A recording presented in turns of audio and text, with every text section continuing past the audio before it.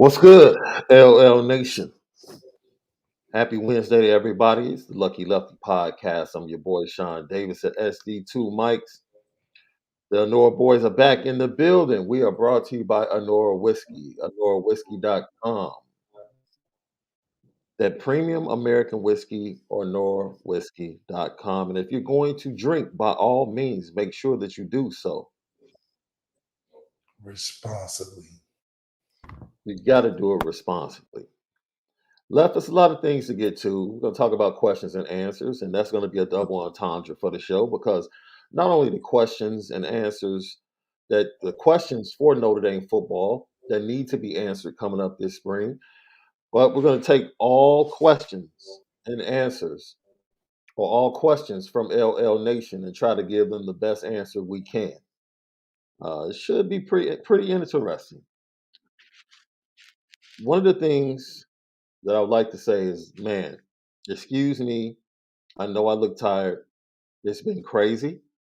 Uh, I was at the airport at 3 a.m. Had to go back to the airport with everything that's happening with the FIAA and all of the flights being backed up. My wife is trying to fly out crazily. I thought I was going to have to go back and pick her up after dropping off at 3 a.m., only for her to call back and say they're going to push the flight back. They gave us a time. It's crazy. So I haven't gotten any sleep. None. None. And I'm not a coffee drinker, so I really didn't have anything to get me wired. But I'm gonna try and get through this show. All right. Had the pleasure of going to watch Justin Scott last night. Fantastic, fantastic kid. Not only got a chance to talk to him, Justin Scott plays on the same team with Phoenix Gill, who is the son of Illini star, NBA star, Chicago and Kendall Gill. So got an opportunity to see him, which was always great. You know, my former job, very familiar with each other. Been on a boxing podcast with him and his guy Tony Lopez, who's one of my mentors in the business, actually. So it was good to see him and meet some other people. But yeah, got an opportunity to talk to Justice Scott, and I put up some intel about that over on the Irish Breakdown message board. You can go check it out. If it's not up yet, it'll be going up shortly. Talked to the young man for about 15 minutes, and yeah, I'll wait for it to go up on the message board before I really dive into it at the end of the show. All right. So I don't know what happened to Luck. Hopefully he'll come back in. But questions and answers. LL question of the day. What's your biggest question going into the spring? What is your biggest question going into the spring for Notre Dame football? That's the LL question of the day. What's your biggest question going into the spring? All right. Yesterday we did a show and basically we talked about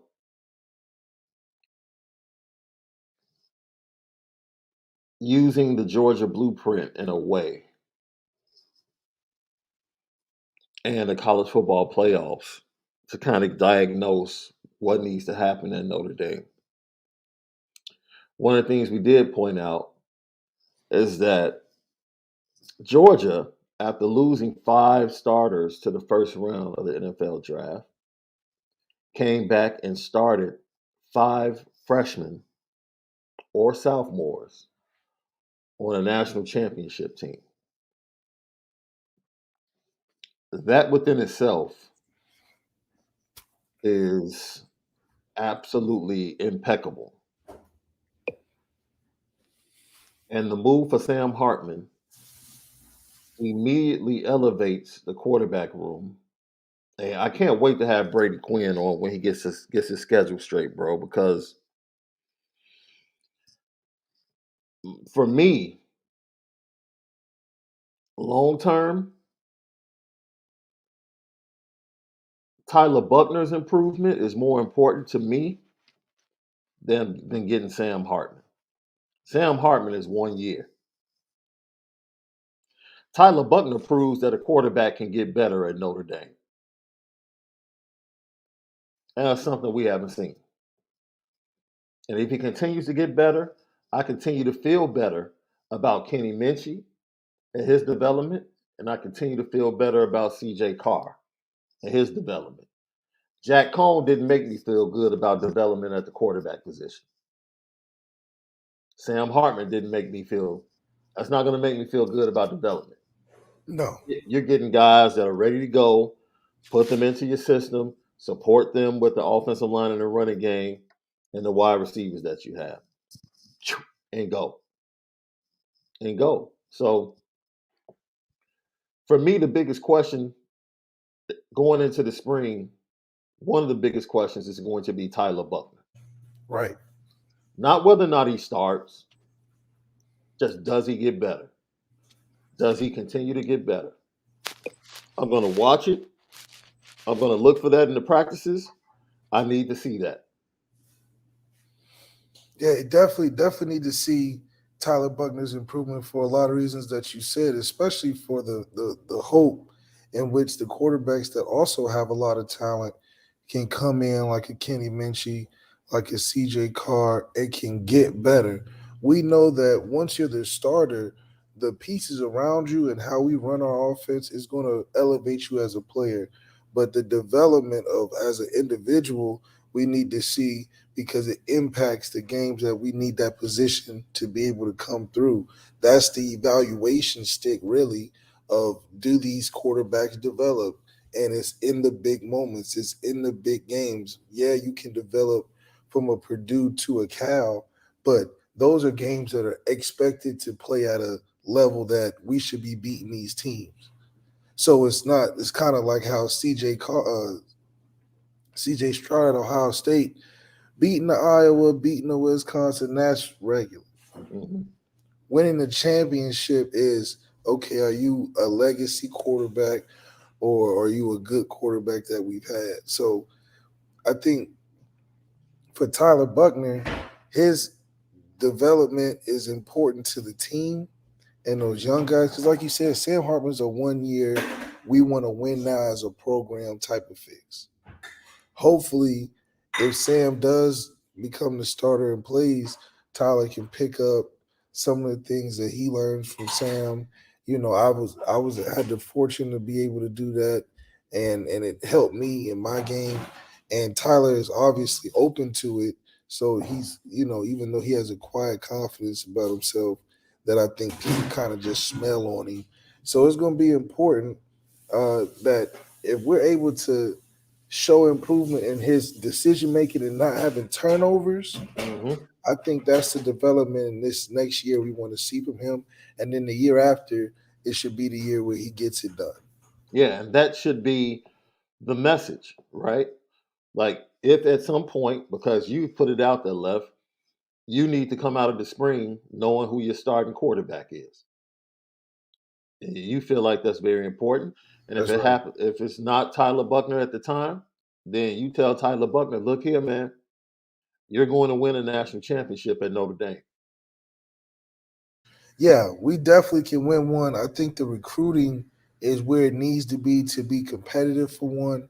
That quarterback position is so vital, and you even saw it in the championship game with Georgia.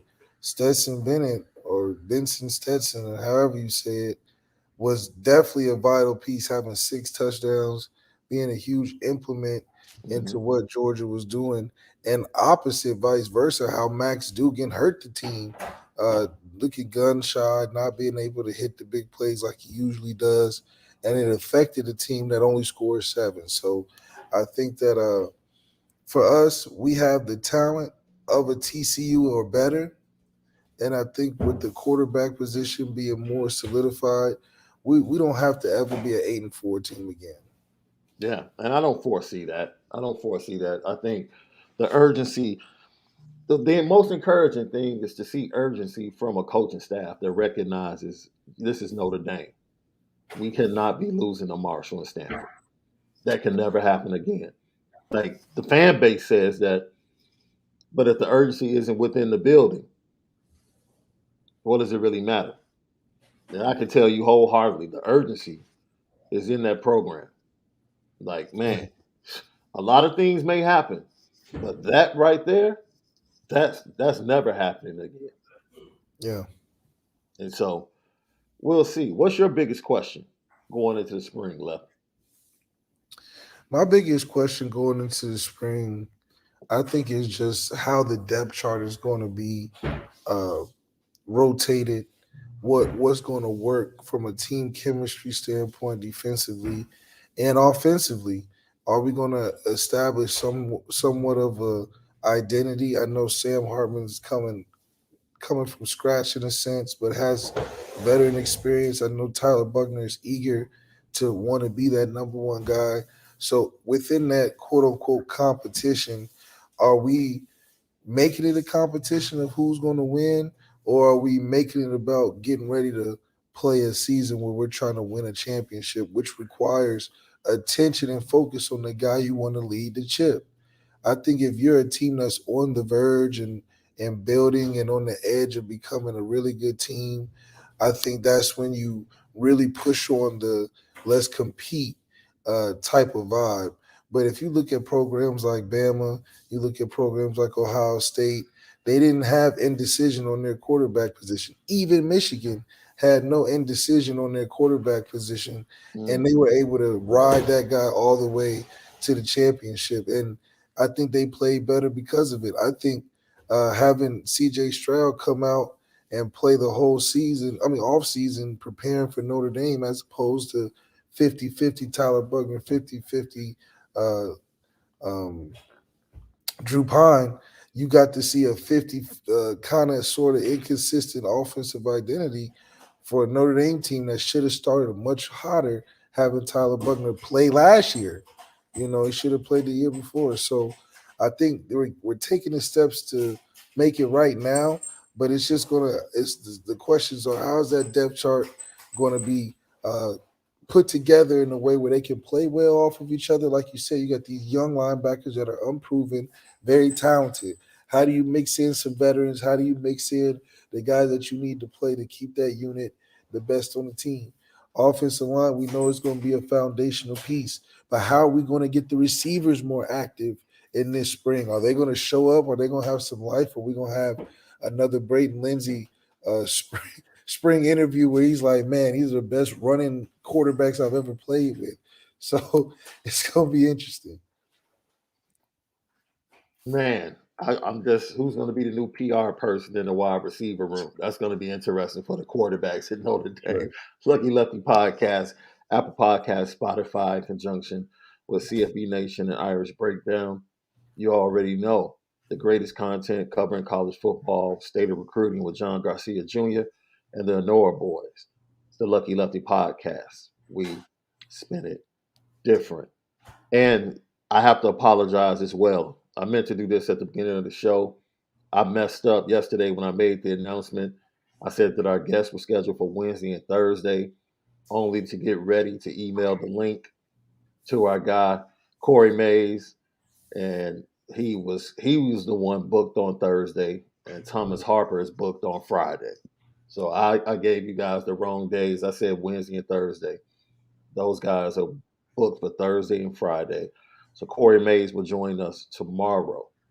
Tomorrow. Even when he hit me back, he was like, "Man, I mean, if you want me today, I can make it happen." It's like, no, no, just keep it scheduled the way it is, and we have plenty to talk about today. Talking That- Notre Dame football, we can do that all day, every day. That's Trust right. me. Especially after this 15-minute conversation I had with Justin Scott last night. Okay. Man, Okay. so it's very interesting that one of the other questions I have is definitely a question that everyone has, right? We're going to get to some of your questions that you have, LL Nation, in a minute. The defensive line for Notre Dame, right? Uh, Initially, we thought Justin Adamiola would come back, try and improve his stock, NFL stock, draft stock. He chose to leave with his brother. Okay. You have Nana coming back. You have Riley Mills coming back. Jordan Patello flashed in the Gator Bowl. You saw Jalen Sneed coming off the edge. Junior Tua Lamaka put out, I guess he's home, back in the islands. And he put out some tape of him doing pass rush drills yesterday. Looks powerful. Not exactly the fastest coming off the edge. So if he goes to being a big edge from being a middle linebacker, okay, those are one of the position changes that we anticipate to come on the roster throughout the spring. Okay, you have talent, but how is this going to be put together? Right? It's almost like, have you ever put a puzzle together, bro? And then you look up and you leave it somewhere where a kid can get to it, and you come back and pieces are all over the floor, or they've knocked it onto the floor. That's kind of like the Notre Dame defensive line, right? Yeah. Because for the last 2 seasons, you knew you had the Adamiolas, you knew you had your guy 7. But now the pieces are just everywhere. And now this spring, you have to figure out how in the hell are we going to put this back together? Like, where are the fits? What's going on? Right? You have some veterans that are solid, like I just mentioned, but you need some dudes. You need some dudes. And Byron Bonds, the Utah State transfer, who's already visited Notre Dame, but he's being courted by other top programs. He is a small edge with speed.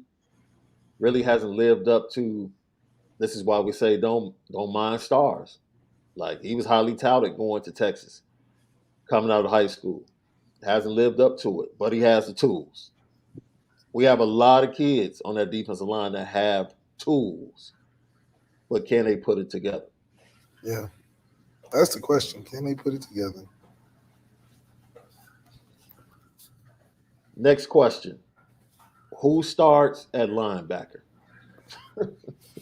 Prince Collie, Jalen Sneed,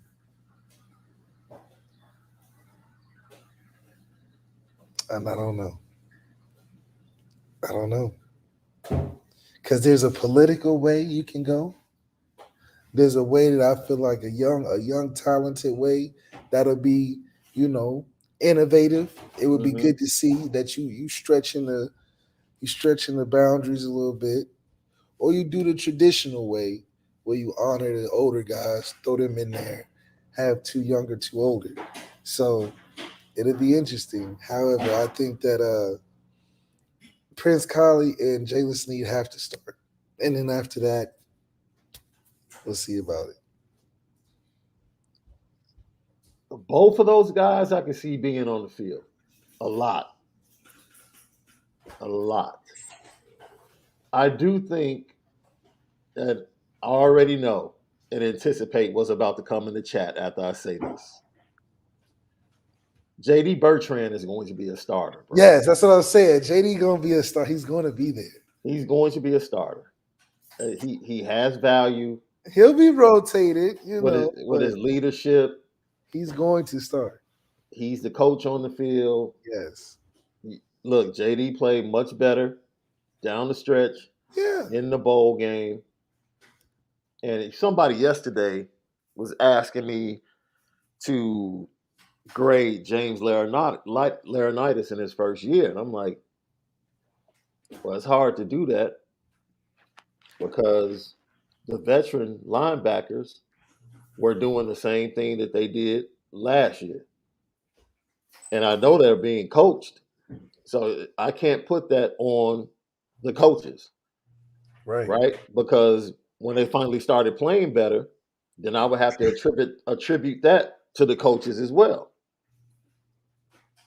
So the youngsters, we kept hearing during the season how great they look. Man, I heard about Nolan Ziegler popping dudes in practice to the point that coaches on the other side were mad at him.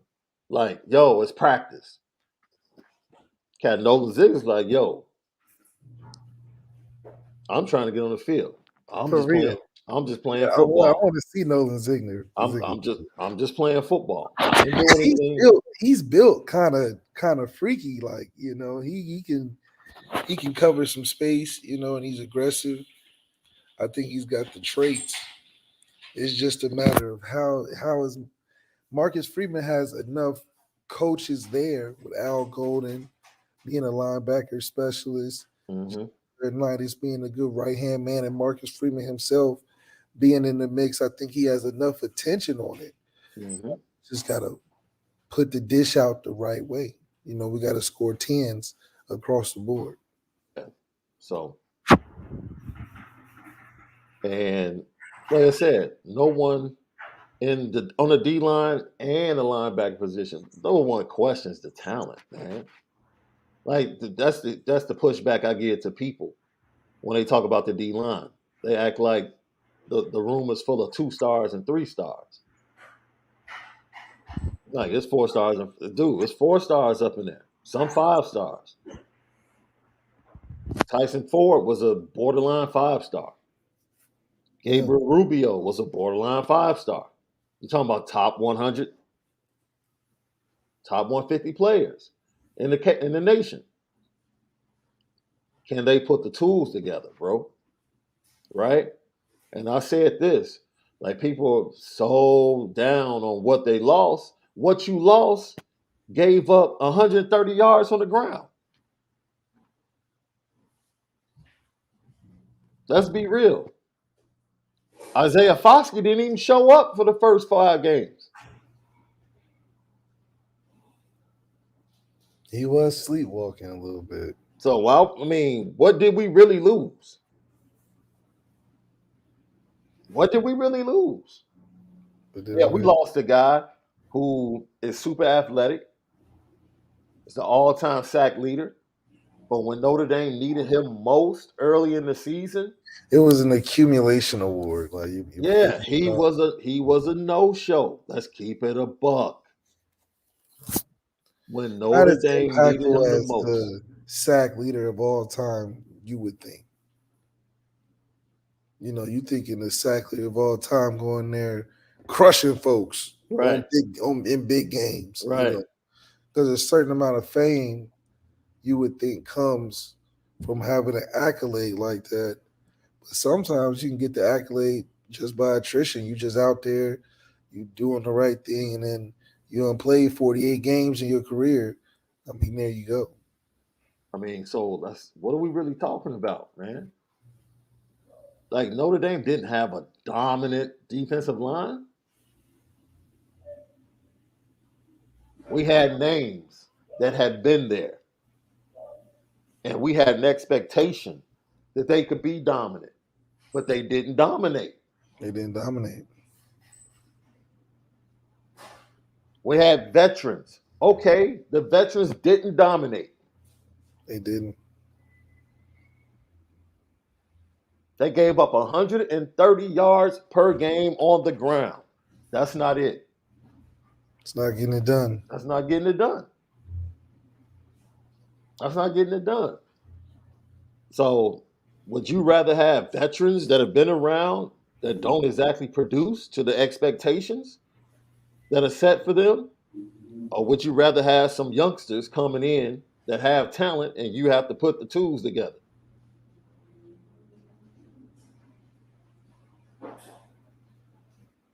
Like, I don't need veterans that are going to perform below expectations. That's what you got last year. Yeah, that's what And you got. we're keeping it 100.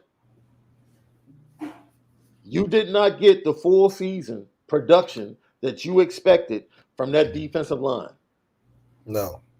You didn't get it. So Whatever it is. I'm not worried about the youth on the defensive line. I'm not But I because think a lot the of it veterans too didn't is produce. But a lot of it too is just it's more of an intensity. I think we have talent defensive on the defensive line, but the intensity isn't what you would expect from a team that's supposed to be playing in the playoffs every year. I mean, there's noticeable things about a Georgia defensive line that stand out. Noticeable things about an Alabama D line that stands out. at a time when Clemson had them four All-American D linemen. It was to stand out. But these are all championship quality type of teams. You look at TCU had a defense that was fast, but they met their match when they had a faster team. But that D line is the key, and an intensity on that D line. When Ohio State won, and they had Chase Young and all of that, that was an intense D line. Mm-hmm. Isaiah Fowski wasn't at the intensity level to carry that D line to the next level. We need a LeBron of the D line that has an intensity that can raise the other guys around him and Mm-hmm. allow that D line to wreak havoc. We got a lot of guys basically playing straight up with guys. There's no mismatches, there's no shifts. There's like a bunch of one-on-ones all game. There's not extra attention to nobody because every team feel like, okay, we can get with them up front. We may not win every time, but we can do enough. And that's what starts crushing in the running game, crushing in the passing game, making it hard, can't get off the field on third downs. So I do think it's important that we have a disruptive force. When we were Bob Diaco's defense, you had Stephon Tuitt, a disruptive force. Got kicked out of the game a couple times just because he physical like that. We ain't had a Wait a D line minute. kicked out of a game since. Key word. Let me add one word to what you're saying. Consistent disruptive Yes, force. yes. Not pick and choose. Not pick and Not choose pick. because we Oh, playing I make Pitt a I one make a week. play here. Yeah, I decide to show up in game 4. Where the hell were you in Columbus? Tell me. yeah. Tell me. Top pass rusher. In the biggest game, where were you? Didn't have one. No show. Didn't exist. Couldn't take over the moment. Paris Johnson didn't have to show tape from any other game this year. Then Notre Dame. And they It's gonna just, play. And they gonna play his highlights now oh, when he there. gets drafted. And guess who's gonna be? Because they That's do it it. to us every time. Every time. Anytime somebody get drafted, play Notre Dame, they play the highlight. He was shaking us, locking us up, driving us to the every time. They're like Mel Kiper. I can see it now. Look at how he's just handling Isaiah Foskey the first game of the season. Da, da, da, da, da. That's your fault. But those are the moments that will be evaluated by do we have a good D line or not? Is those big moments, not the games where we play in Pittsburgh or Navy or these teams that we should be any team in the ACC. Just put it like that. Mm-hmm. We're not getting judged on a great D line by that. We're getting judged on a great D line by what we do against Georgia, what we do against Ohio State, what we do against Clemson. We got a little boost from that because we showed out against Clemson, but we need to do that all game. Where was that at Stanford? Where was that at Stanford? Mm-hmm.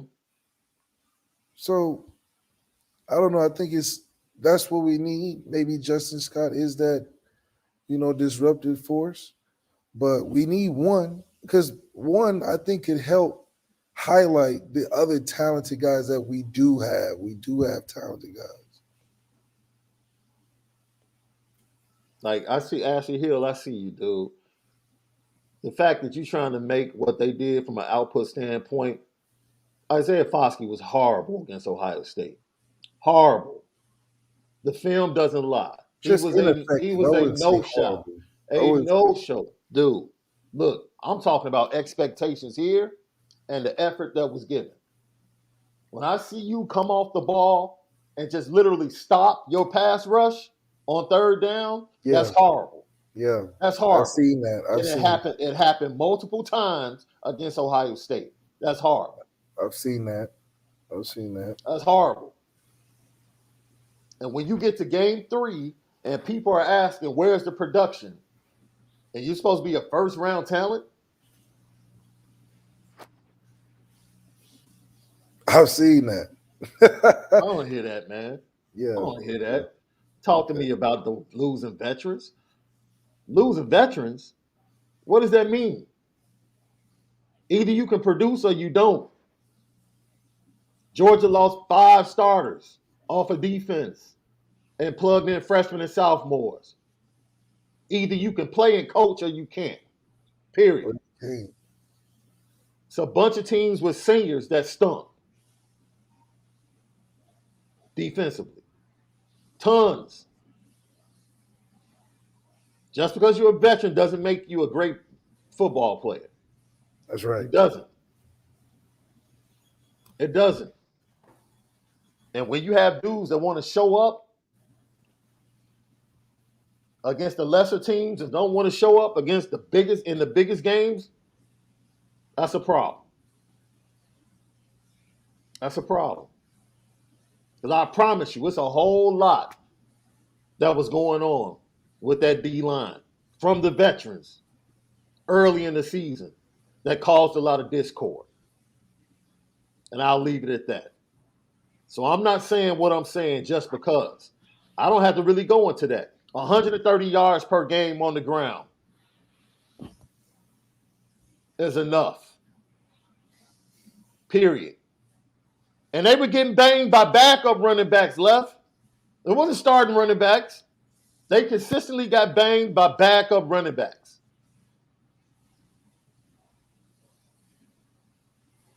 That's the problem. So my concern is not the lack of depth or not having juniors and seniors. Heck, the juniors and seniors didn't live up to expectations this year. They didn't. And please state the case if you feel like the juniors and seniors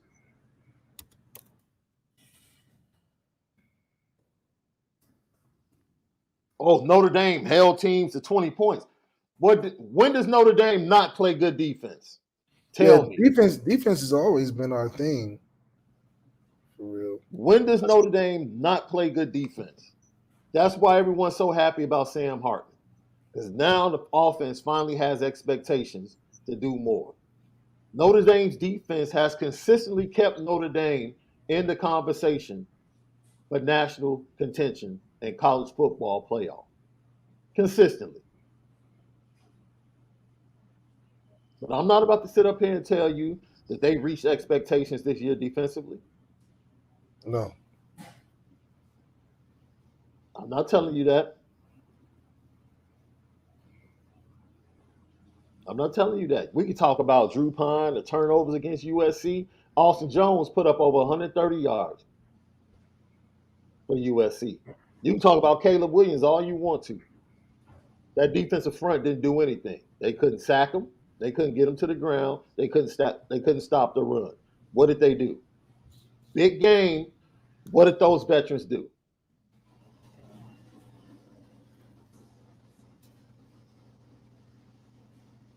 That's it. What they do? So that's just me, bro. I don't use that veteran thing because there's too many teams winning with young players on the field. That's right. Too many teams winning with young players on the field. Absolutely right. I think someone in the chat said name a consistent disruptive. Yeah, there it is. Name a consistent disruptive force in college football. Will Anderson. Jalen Walker. Jalen Carter. Jalen Carter. Mozzie Smith. Mozzie Smith was a dude. I watched Big Ten football. Mozzie Smith for Michigan, every game made plays. Every game.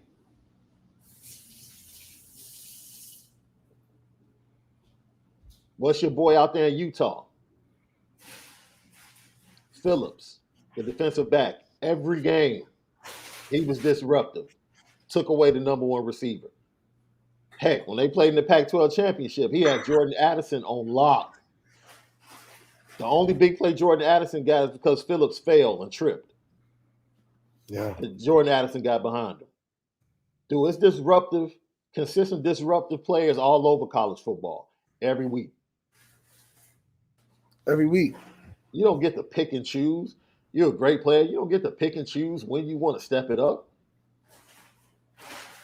when you want to show up. That's not it. Michael Mayer didn't pick and choose when he wanted to show up, did he? Even with the quarterback that he had, Michael Mayer showed up every week. Every week. Every week, he showed up. He showed up against Ohio State. He showed every game. Michael Mayer showed up. Every game, small games, big games, he showed up. That's what your best players are supposed to do. They're supposed to show up. Definitely supposed to show up. And that's what I think Notre Dame just missing in general.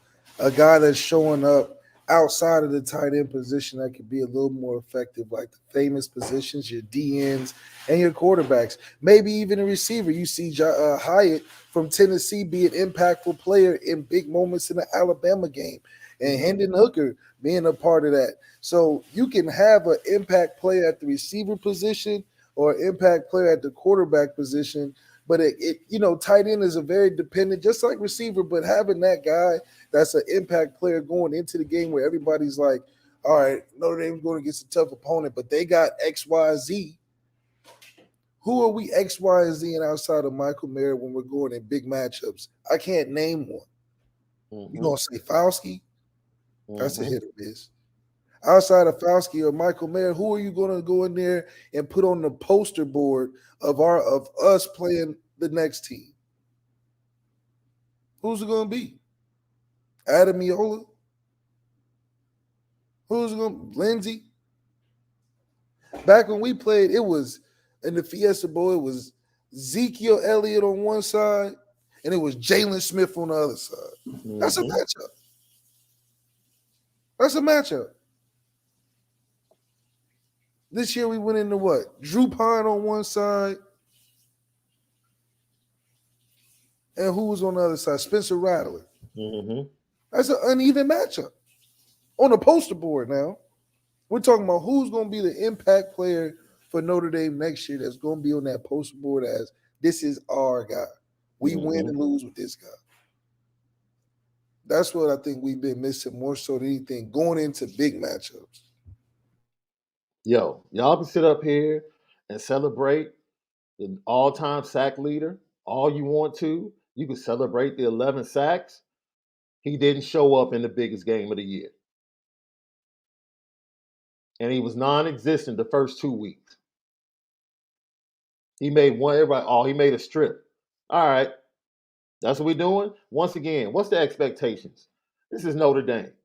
What are we doing? What are we doing?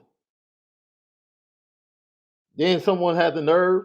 You want to applaud Isaiah Foskey, and then when Will Anderson puts up the exact same stats he did his junior year, you want to talk about him not being consistent, but yet and still he won all of the awards. He wasn't consistent, but he still won all of the awards. Still ended up with 16 plus sacks, but he wasn't consistent. How do you end up with 16 sacks and you're not consistent? Big game in Texas. Who made the big play in the fourth quarter, bro? Was it not Will Anderson?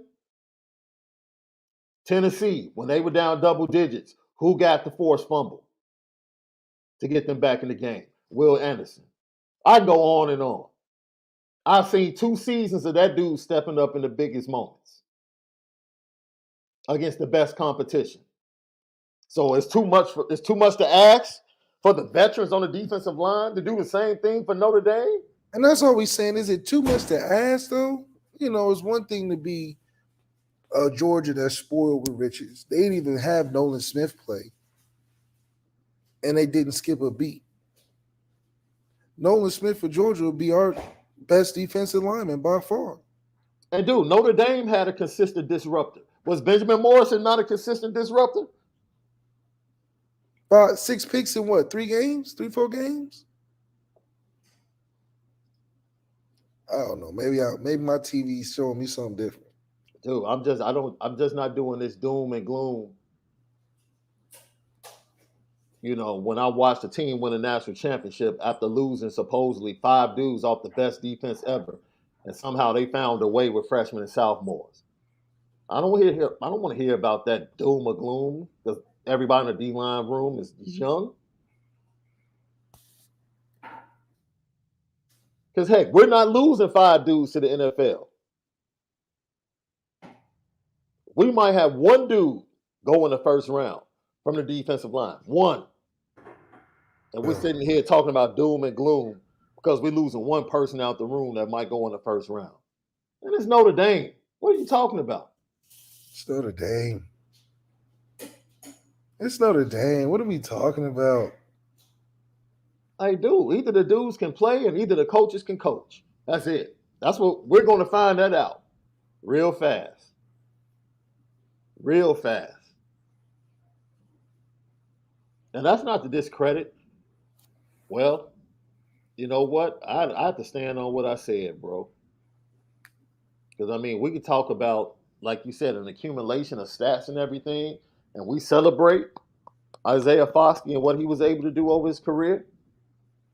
But as far as this year and the expectations for that defensive line, stopping the run, which was talked about consistently by them in the preseason, that's all they talked about, and not getting the production we expected.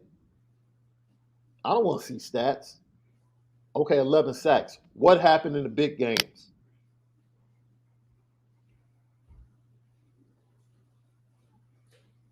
Because that's what matters. That's like talking about LeBron in the finals and not mentioning the Dallas series. All right, see. That's an anomaly. That ain't no anomaly. You stop that. That's an anomaly. Stop that. He's been 10 times. Of course, he's going to have one not so good. But let's not do that. Well, that's a bad example. It's a great example. Lucky Lefty Podcast. Apple Podcast, Spotify. Hit us up on the YouTube channel. Subscribe. Those are the biggest questions, man. You got any other question before we go on and take these question and answers and talk about Justin Scott? Is Tommy going to get a QB coach this offseason? I don't know. Notre Dame did make their hire yesterday. The NIL point person was announced. Her name is Kayla. Man, why am I drawing a blank? Anyway, she's a former athlete. And a lot of people were talking in the chat yesterday saying she was easy on the eyes. I really haven't paid attention to. I hope she just gets the job done in the NIL landscape. That's all that matters to me. That's all that matters to me, bro. She can't even get in and do her job. Dude, that's all that matters to me. Wait, what's the job hire? Oh, I'm about to tell you right now. It's something they made up. No, this is something that everybody has. Notre Dame just never had a point person. Here we go. Notre Dame's on-campus general manager for NIL will be Kayla Miller. She is was part of Altia Sports Partners, and they hired her to lead in Notre Dame's NIL strategy and education. Miller was previously a senior manager at On Location and has extensive basketball coaching and administrative experience. So she is the general manager over the NIL landscape at Notre Dame. So instead of the coaches having to answer questions about it, now they have a person like in the White building. House press secretary.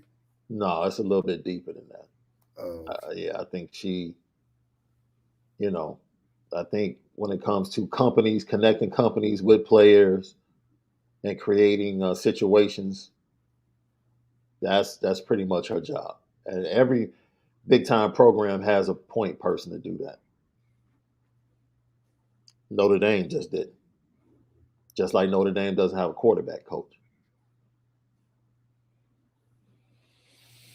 Yeah, they're not a quarterback coach.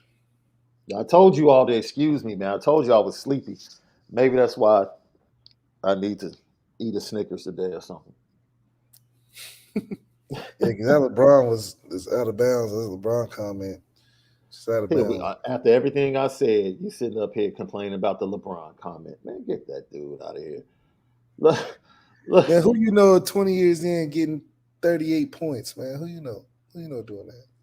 Man, like I said, Apple Podcast, Spotify, CFB Nation in conjunction with Irish Breakdown. You already know we spin it different. LL, man, you guys have a chat on fire. We appreciate all the POVs. Um, those are three biggest questions. Flat out. That's it for this part of the show. Subscribe to Lucky Lefty Podcast. Hit the notification bell. Smash the like button. Lucky Lefty Podcast. You already know we spin it different. Okay, Left. We're going to get to some of the questions and find out where the fans are when it talks about biggest questions in the offseason and what possibly could be answers. Let's see. Roderick Blackman said offensive output is his biggest question. Where do you see the offensive output being, Left? Do you have a number that you're sitting on right now where you say, this is the expectation? I know initially you said 38. Has it changed?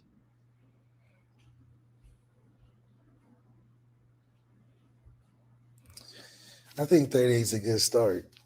Um, I would say 38 to be not the floor, Hmm. but the ceiling fan. Not the ceiling, but the ceiling fan. Like we could get it's a higher expectation, but it's not. It has room for growth. If we become a 42-point team, Hmm. I think we winning it all. 38 is getting us to the playoffs where we need and giving us a chance to win a championship.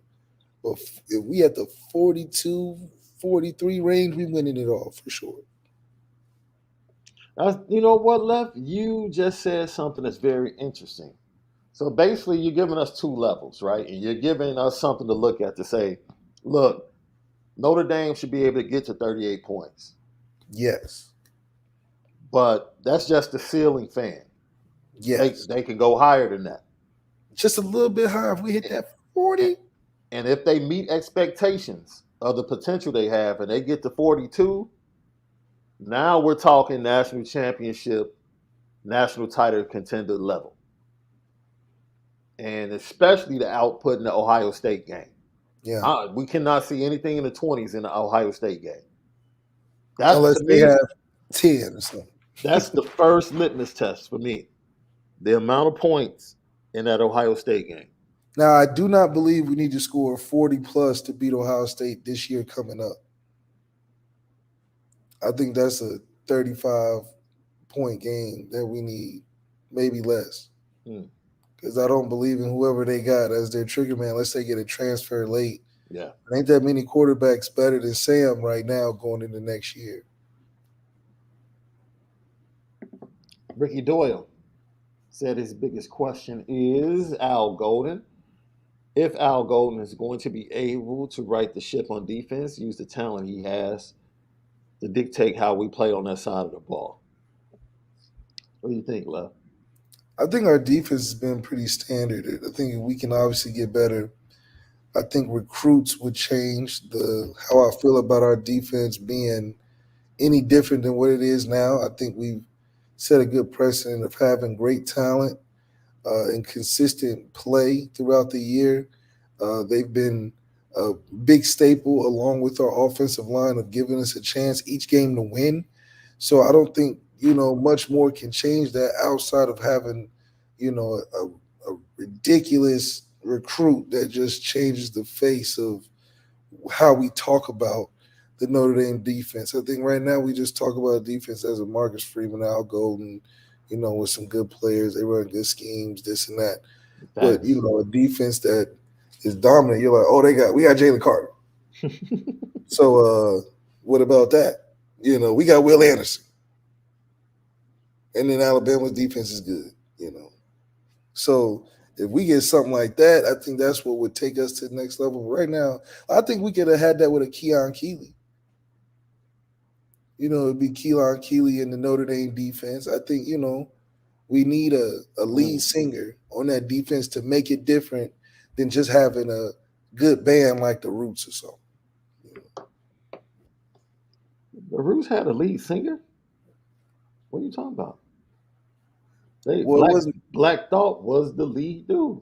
No, I'm saying Black Thought wasn't the standalone like how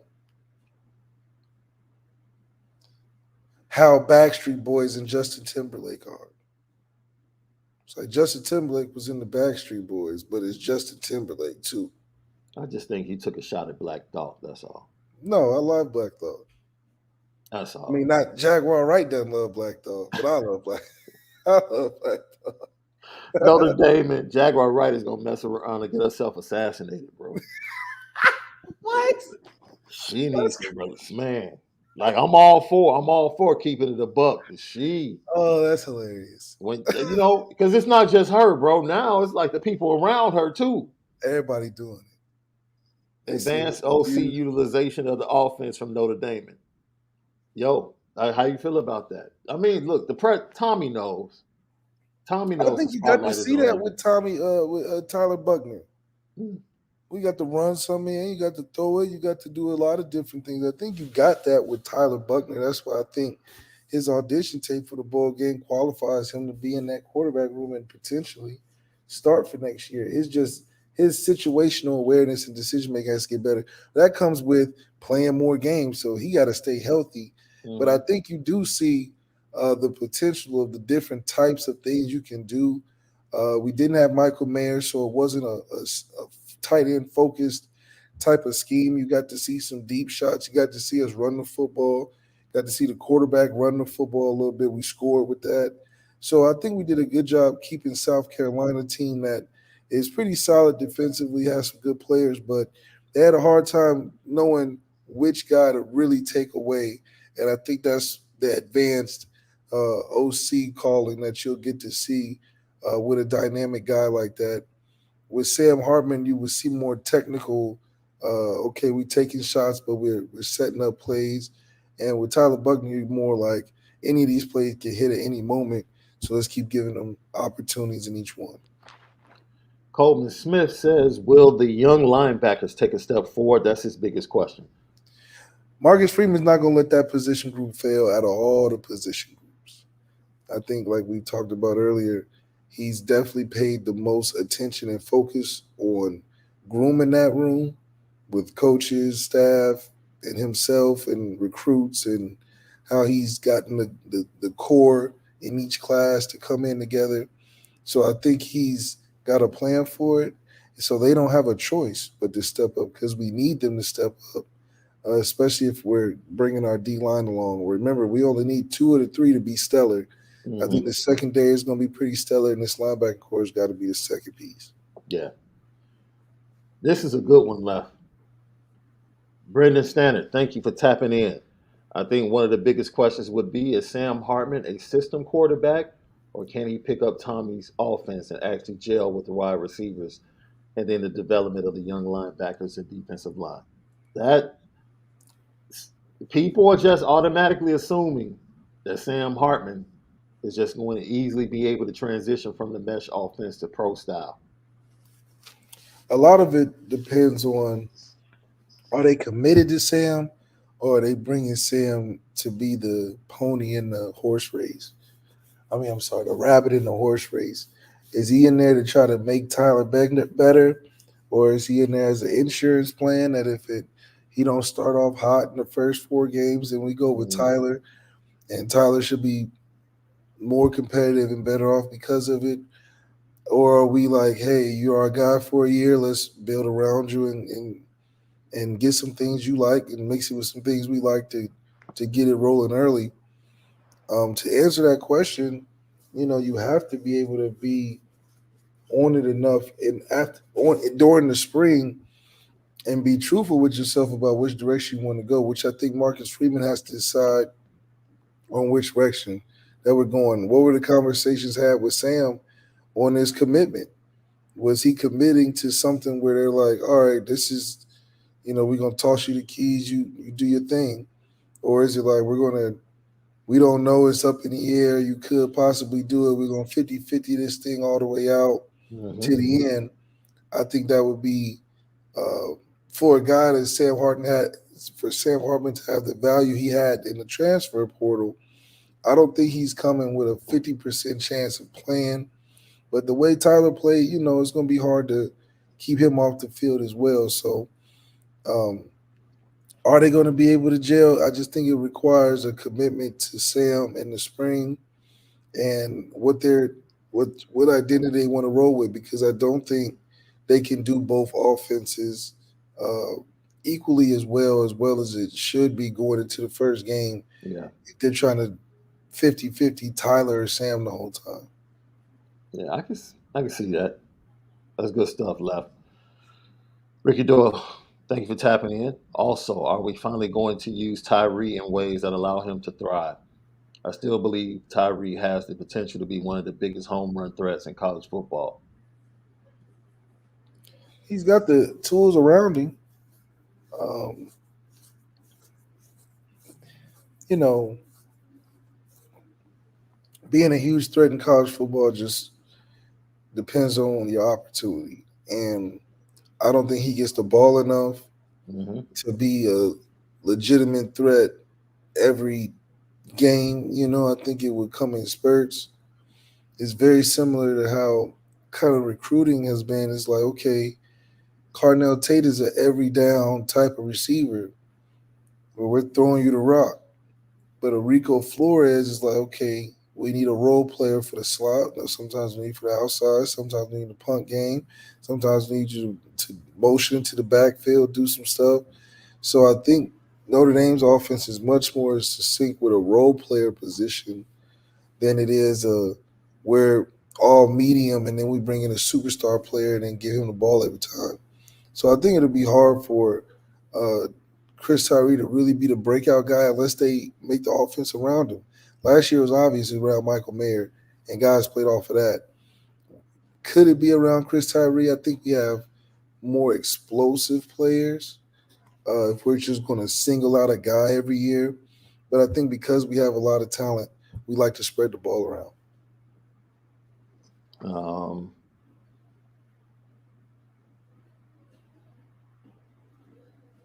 Hold on, I got this great question and I forgot where it was.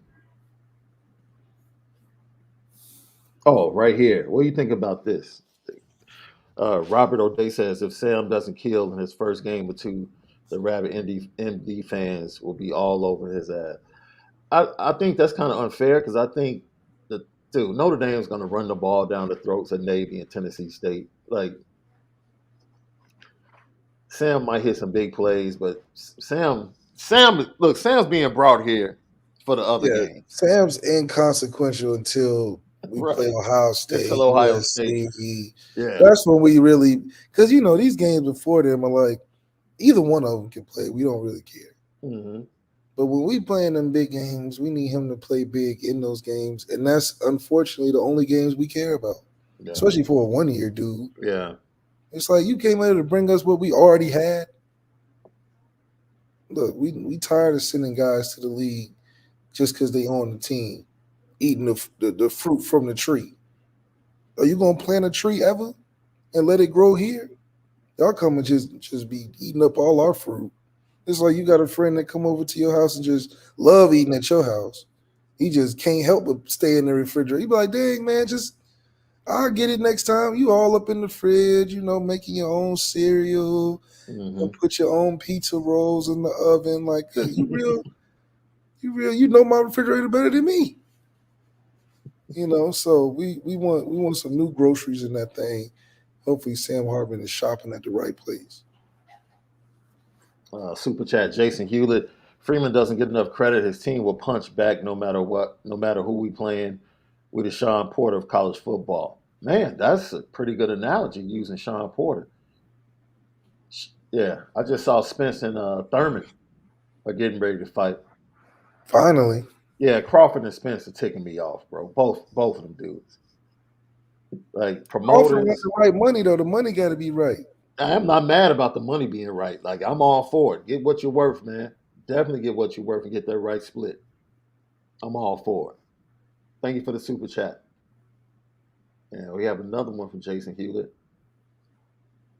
Tommy is hurting, holding the team back for refusing help. We don't need him to be Superman. Work smarter, not harder. I guess him trying to be both OC and quarterback coach. And Malik, you've been adamant about how difficult of a task that is to do both during the season. And it really hurts the backups more than anything, right? Yeah, I think it hurts the backups because they got to come in and be ready. You got a plug and play type of system, a system that you're not looking to uh, shave off the fat for just because every week you're looking to build off of it. You might throw some nuances in there. You're running some base stuff, but you're running stuff that's meant for the team that you're playing against, and you got to be ready to adapt to that and execute well enough and know the plays well enough to be able to be in there. And I think Sam Hartman is a better adjustment for that right now. But Tyler Buckner has enough talent to take you as far as you want to go, for sure. Oh, yeah. Another super chat from Jason Hewlett. We appreciate you. I think Indy winning all the big home games. It's the high mid tier teams that we can't sleepwalk through. I'm just saying, luck for OC. Look, those are the games where championship teams don't play their A or B games and are still able to win. Every championship team has to do it. Georgia had to do it. They had to beat Missouri playing a C game. They had to beat Ohio State playing a less than stellar game. Somewhere on the schedule next year, Notre Dame is going to have to win a game where they're not playing well, probably against a lesser team. It's just the way it goes.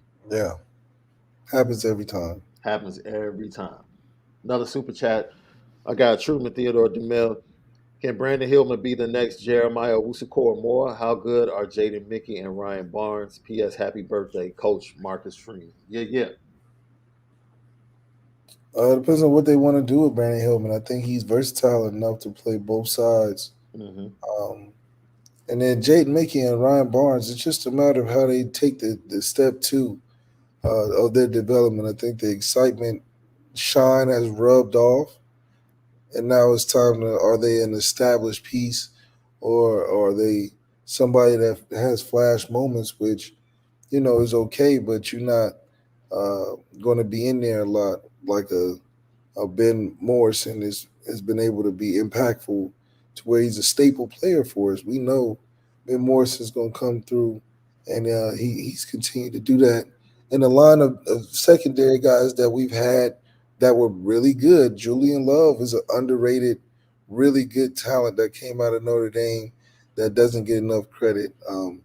Got Cole Luke, really good talent, came out of Notre Dame, Man, look, doesn't get enough. Cole, after his sophomore year, I thought Cole was going to be bananas. Yeah, he was getting I tried don't, all the time. I don't know if it was just confidence or whatever. But you go look at like the first season and a half of Cole Luke. Cole Luke locking things Man, up now. we thought we had one. Yeah. We So thought we had one.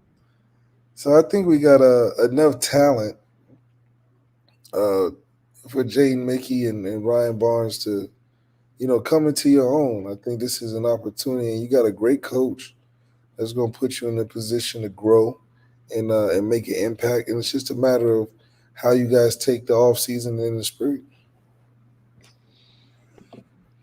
Almost done with the questions. Thank you guys for really helping us out with our scheduling snafu today.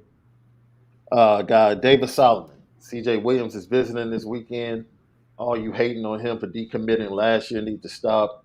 If we'd had him at slot last year over Styles, we would have had the issues. We wouldn't have had the issues we had. Uh, he doesn't change Drew Pine at quarterback. That's number one. He doesn't change Tyler Buckner getting hurt. And look, We had Tobias Merriweather, and we didn't bro, use. look. Forget once again. Elevate your expectations at Notre Dame. Okay.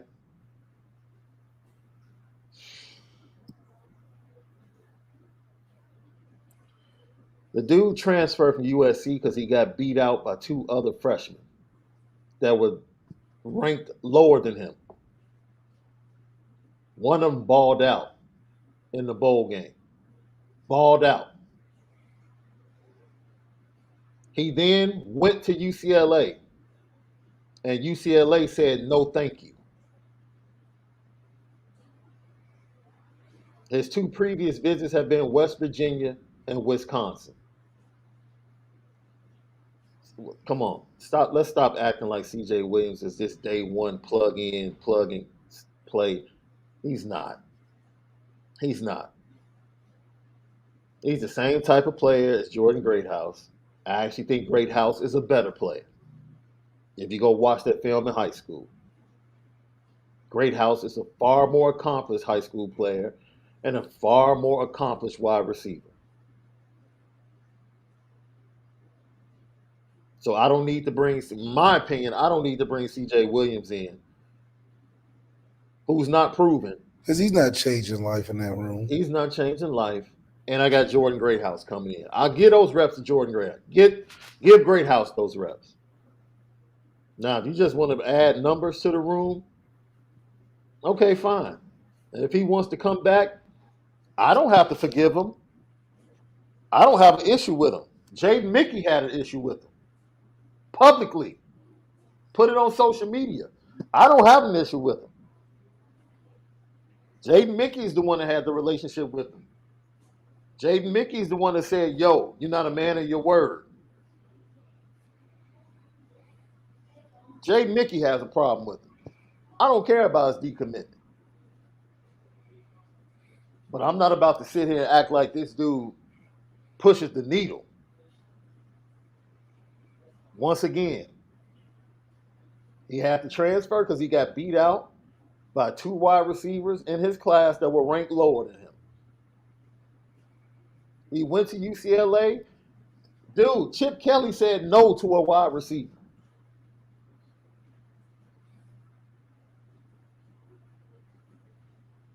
And then he visited West Virginia and Wisconsin. We're out of options now. So, for me, the Sturdivant kid from Cal that's in the portal that came in here and balled out, I saw up close and in person how good he can be. I would take a flyer on him before I go and get CJ Williams. That's just me personally. It has nothing to do with him decommitting. It's just me wanting the better player. Last one. Go ahead. You got something to say, Left? No, so you're right. That's it. I could care less about him decommitting. Heck, I promise you, if that cat Keon wants to transfer in next year, I don't care about him decommitting at all. Now, Peyton Bowen, that's a whole nother issue. And it wouldn't be my issue. Once again, it's a team issue. It's a team issue. So, there you go, Mr. Sanders. Will the defense improve, Left? Yeah, defense is going to improve, I think. But like we said, we want the defense to really make a difference. We're talking about a defense that has that main character energy, somebody that we, are expecting on a day in and day out basis to impact our defense, like a Jeremiah Owusu, Jalen Smith. You go down the list of impactful guys, Aaron Lynch to it. Guys that week to week, you're going to get something out of them, and everybody else got to play well too. And I think once we get back to having that a manti, then you'll really start to see the defense become the leading defense that you want. Yeah, another super chat came through, bro. Robert O'Day said, keep it up, guys. Enjoy watching and chatting. Go Irish. That's why we're here, man. It's all about the culture, right? From a recruiting standpoint, hey, we want to be the podcast that gives you culture, fit, and gives you the ability to state everything that you feel.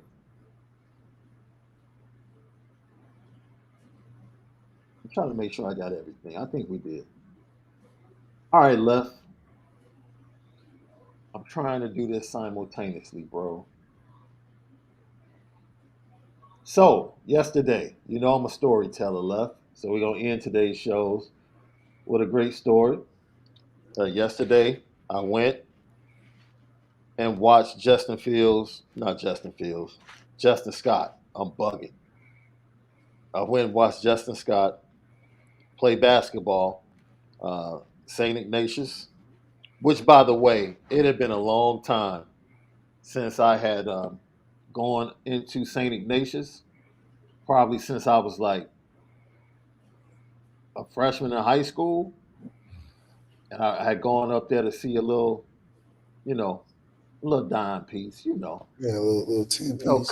cut school early, Yeah, met a little dime yeah, piece, walked down the street to the White Palace Grill, which is like 24 hours breakfast in Chicago on Roosevelt Road. If you're ever in town, that's you right. go party and you get hungry after you party, go to the White Palace Grill. Fantastic. Or you can go to its partner, the Hollywood Grill, owned by the same people. It's further north, though. It's just a little bit drive, about 15 minutes north. Fantastic. Hollywood Grill is probably much more safe. Mm, But if you're in Chicago, you're partying, you're hungry, hit both of those up. So, little breakfast with the Philly, and I forgot how beautiful the school was, bro. that's right. That's right. Man, yo, I understand why people send their kids to that institution. And you would never know. You would never know from the front, bro. Right? Because the front of it hides how deep it runs into the property. Bro, this is their athletic. I went to the game yesterday. I walk in, I see the concession stand. I'm like, man, let me support. Give me a bottle of water and give me some Skittles. This was beautiful. It was $2. I was like, yo, that's what's up. Because usually when you go to some games out in the suburbs, the same bag of Skittles costs you $3. Water is like $2.50. Come to the city, they still have everything $1. That's a beautiful Yeah, feeling. It's a beautiful, beautiful feeling. I was like, beautiful. man, it feels good to be back in the city. So this is a great man. This just shows you this height, man. This man is immaculate. The athletic building is 3 levels. They have 3 different gyms, bro. Right? So literally, they had the varsity game, the sophomore game, and the girls' varsity game going on at the exact same time. Mm, The main gym, you go take the stairs down. You take the stairs up to the next level for the second gym. And then you go up to the third level for the other gym. And they're all really nice gyms. They had 3 games going on at the same time. I was like, yo, this is fantastic. Fantastic facilities, bro. Top notch. So I go down, I walk in, I get there like end of the first quarter. When I walk in, Justin's on the bench, right? Because he's a starter. So they taking him out. He comes back in with like 5 minutes left in the second quarter. Immediately starts grabbing every rebound. But this is the thing that stood out immediately. This dude is 6'5", 315 pounds left. This dude was guarding point guards, twos, and threes on the perimeter. what? You would think he would just be banging down low. They played Montini Catholic, who was a much smaller team. They played small ball and ran motion, and they were trying to get open, pretty much get their 3-point shooters open in their offense or either get back cuts. That was the offense. Dude. Cats on the wing, this dude's 315 pounds down in his stance on the perimeter. Lateral movement is insane. Insane. Ended up with a double double. I think it was like 12 points and like 15 rebounds. And he should have had more points. He missed some bunnies. I talked to him about that after the game. So he comes out after the game, and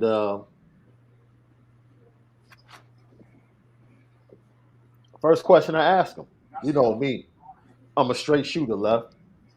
I said, man, so how do you feel when these teams come directly at you with NIL? At first, I came right at him, left. Like, cause I already know how Notre Dame, That's a great question. bro. I already know how Notre Dame fans are going to feel, bro. I already Yeah. know. Right? Oh man, it's gonna take NIL, all Colorado's in his top 8. You know, Baloney. man. So at the same time that I'm talking about this, I am literally releasing the intel that's going to go more in depth on the situation and conversation I had with Justin Scott last night. That's right. But what do you think he said to that, Left? Well, how do you think he responded? Probably gave you a GC answer. It doesn't really matter to me, man. I'm gonna let my play speak for itself, and I mean, hopefully, or he kept it real. Maybe he was like, man, you dang right. I try to evaluate it and negotiate to get the highest price because that's what I'm available to get. Shoot, get the top dollar. Did you say GC? Man, if that cat had called me GC, I would have fell out. If he was like, oh man, GC, I would have like, oh man, you watched the show? Watch the show. You watched the show? Watch the show. Oh, look.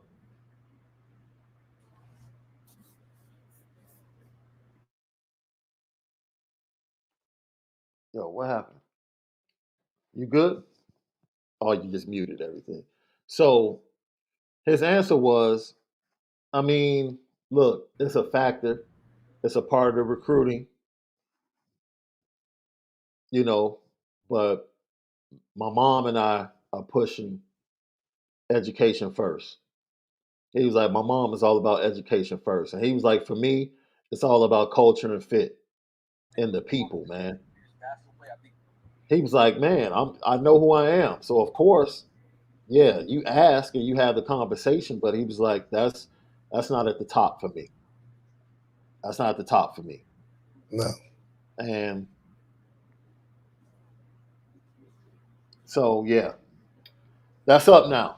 The intel is up now on the message board. So you can go over there after we Uh-oh. get done. But basically, so he poo-pooed that. I got that out of the way. Yeah. Then the next part of the discussion was I flat out told him, like, yo,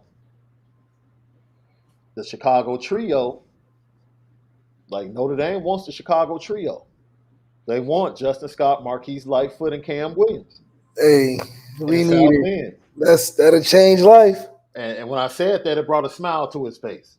Yeah. It brought a smile to his face. Because you need 3 on the clover, right? Yeah. The There, 3-leaf clover. there you go. That's There what it you go. is. Okay, Left. I see you connecting the dots, bro. I see you connecting the dots, bro. You're good. Yeah. You're good. Yeah. And so then I said, well, man, what made you drop the 8 like right now? Because it was random, like on a Sunday night. Well, he was like, man, I'm ready to get through. It was nothing else to really. He's like, man, I'm really ready to get done with it. I'm in the midst of the basketball season. Basketball season is about to get hectic for the final push going into the playoffs and the state championships. So I just wanted to get it done before my schedule got crazy. I wanted to drop it. And he was like, every school on there really has something that I like. And, and I flat out asked him, you know me, I'm direct Left. I said, man, is it going to take a lot for you to lead the Midwest? And he was like, yeah. And then he stopped himself. And he was like, I mean, every school has something that I like. So obviously, if they're on my top 8, I can see myself being there. I Okay. was like, okay. Okay. But I already knew. I'm like, man, that's the reason why I asked that question. That's right. Because I can start trimming the fat off that 8 based upon what you're saying. Like, you like mountains? No? Okay, okay. Right, right, We ain't going to Colorado. All right. right. Okay. So then I will say this. This is where it stuck out to me. He said, man, look, this is my recruitment right here. He said, I love accountability. And he said, I need culture and a staff that's basically going to hold me accountable and that hold players accountable. He said, I have to see that. And he referenced Michigan and something that he saw in Michigan. He said, Michigan has a system where if you're late to class or miss a class, or do something that's wrong, they dock you points and it stays with you the entire season. He said that's the type of accountability I need. That's the type of coaching and culture that I need. That's what I want. So, like I said, the rest of the intel is up on the board. Notre Dame is going. I can pretty much tell you with confidence that when he cuts his final list down, Notre Dame is going to be in the final 4 or 5. I say that with full confidence that Notre Dame is going to be in the final grouping, the final 4, and he wants to speed that up. Um, Open period is coming up soon, so coaches are going to be coming in to see him. He said he talks to Coach Washington, likes the relationship he has with Coach Washington. Those were his words. He was like, "Yeah, man, I love the relationship I'm building with Coach Washington and the rest of the staff." So, look, we'll see. I told him, I'll pretty much be at every home game that you have in a considerable, in the conceivable future, and we'll see what happens. But just drop the intel over at the same time that I started talking about it over at Irish Breakdown on the message board. So it is what it is, right? I think he's a Midwest kid. If you go back and read the story that I wrote after his last visit, that's still up at Irish Breakdown, I pretty much broke it down. At that time, Jim Leonard was at Wisconsin, and I told people Wisconsin, Michigan, Ohio State, Notre Dame. He's a Midwest kid with a family that's big on education. I think he stays close to home. That's the way I see it. It's my opinion. All right. Unless someone just knocks him out of the park or knocks things out of the park outside of the Midwest, he could conceivably change his mind. But in my opinion, that's just the type of kid he is. He's a fantastic basketball player too. Man, Montini Catholic isn't really that great, and I got a chance as an Illini fan. It was a double dip for me because he goes to St. Ignatius, which also happens to be where Kendall Gill, former NBA player, former Chicago Bull, former Fighting Illini, his son Phoenix Gill, who's a sophomore, is the point guard on the team. So I got a chance to watch him because he's a big time Chicago high school and also Fighting Illini target. So I got a chance to see him play as well. So it was a great double dip for me. Great opportunity. I appreciate Justin Scott. He gave me 15 minutes and then went home and did his rivals interview last night, which was posted up where he talked about Notre Dame and the rest of the schools in his top 8. He's an incredible kid, very gracious with his time, and he would have stayed there and continued talking to me. I ended the conversation because I was like, man, I want to let you go. I see your guys are waiting on you. You guys just had a big win. It was a school night. But literally, the vibe between us, we could have stood there and just talked about Chicago and other things the rest of the year. So there you go. Message board, Irish Breakdown. The rest of the intel is up now. All right. We appreciate you guys. Everyone that tapped in today. Don't forget Apple Podcast, Spotify, CFB Nation, Irish Breakdown. You already know. We definitely spin it different. The great show. Thank you, LL Nation. You know what time it is.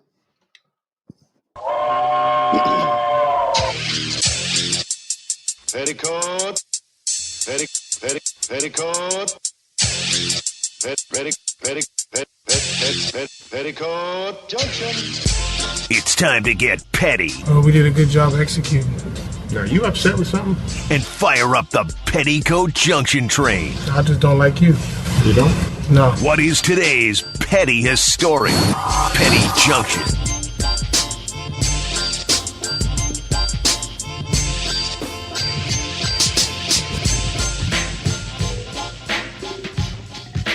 Petticoat Junction. Petty Junction, Petty Story of the Day, brought to you by Onora Whiskey. OnoraWhiskey.com, that premium American whiskey, OnoraWhiskey.com. Question, Coach Vic. Yes, they did win the game. They won, I think they ended up winning by 16. They were up early double digits. Montini made a run late second quarter, beginning of the third, and then, they pulled away. So I think they ended up winning by 16. Like I said, Justin Scott's final line, I think, was like 13 and 16 or something like that. And he should have scored 20. We talked about that. The bunnies he missed, he should have had 20 points easily. Nolan Smith, captain, probably second round pick in the NFL draft, upcoming draft. My man, I got to throw you on the petty train.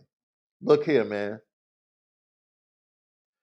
As much as this show has supported and lauded the talent and greatness of Georgia football the last two years, I got to call Big Cap, bro. Please find me anyone that said Georgia was going to be 7-5, bro. Stop. You're on national TV, confetti falling, being interviewed. You're talking to Georgia fans. You're talking to national fans. And you're sitting up there almost in tears. Like, I can laugh now. They said we were going to go 7-5. What? Who? When? Please show me this 7-5. Please. Maybe they said you wouldn't win your division. Maybe they said you wouldn't get back to the championship. Maybe they said you're going to end up losing a couple of games in the SEC conference. Brother, come on, man. No one said Georgia was going to go 7-5. Big Cap. Big Cap. Here's your ticket. Welcome to the petty train. Come on, man. Come on. And everybody else inside that program, even if they kept it private, cool. When he went post game and was almost in tears, acting like, man, they just really disrespected us. Man, stop. Man, stop. I don't understand. You back, Left? Yeah, I'm sorry, my thing died and stuff, so I had to make sure I got it right. I had to put Nolan Smith from Georgia on the petty train, being on the field with the confetti falling, almost crying, talking about they disrespected us. They said we were gonna go 7-5. Like, man, Nobody thought that. nobody said that, bro. Telling people that. It's lies. Lies. There's Lies. not one soul. Not one soul. I heard a 5. They try to sneak a 5 and 7 in there. Who? What? Somebody from Georgia? Yeah, they said we would go 5-7, 7-5. We did it. No, man. To who? Who y'all gonna lose to? Like, that's one of the things. Like, as a coach, you can't fool your players. If Kirby Smart really said 7-5, then I question the intelligence of the Georgia football players. Because if I was Georgia and Kirby Smart said, yeah, they said we're going to go 7-5, I would have been like, man, ain't nobody say that. Nobody said that shit. Come on. Ain't nobody said that crap. That's like Marcus Freeman walking in to the Notre Dame players for the first workout weightlifting session with Matt Billis and said, I want you guys to push yourselves. They don't believe in us. We went 9-4 this year. They think we're going to take a step back next year. They think we're going to be 7-6. Yeah, no way. Man, the players in the locker room like, come on, coach. 3-8. Right. Like, really? Really? I just think, man, look. Now, the word is, remember we played Kirby's speech yesterday, Left, before we get out of here? The word is now, people are saying that wasn't his actual pregame speech. That was a speech from early in the season. I call Cap. Do it matter? No, it still was. It was applicable to every team they played. They went undefeated. Facts. Facts. It was still disrespectful. I don't care what week it was from. You basically just said the other team is trash. Basically.